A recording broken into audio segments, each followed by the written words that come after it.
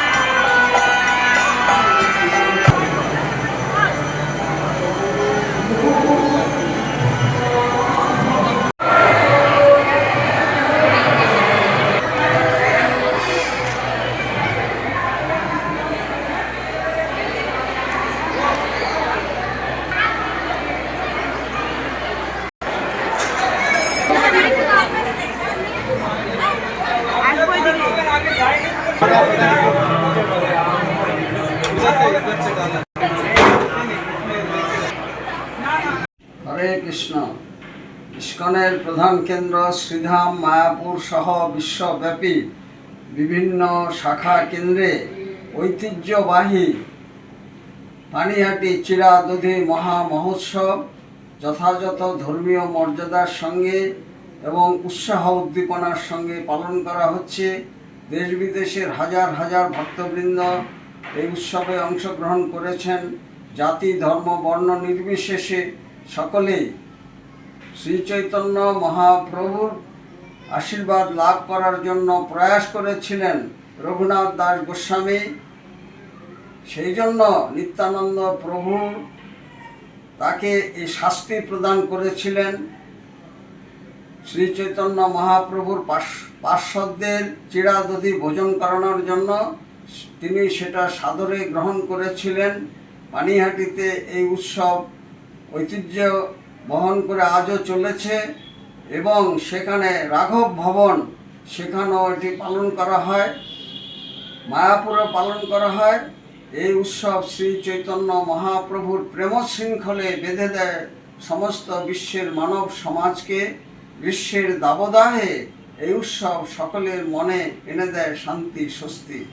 এবং আনন্দ। যারা আসেননি তারা এই উৎসবে অংশগ্রহণ করে আনন্দ লাভ করুন। রসিক গৌরাঙ্গ দাস, ইস্কন মায়াপুর, জনসংযোগ আধিকারিক, নদিয়া।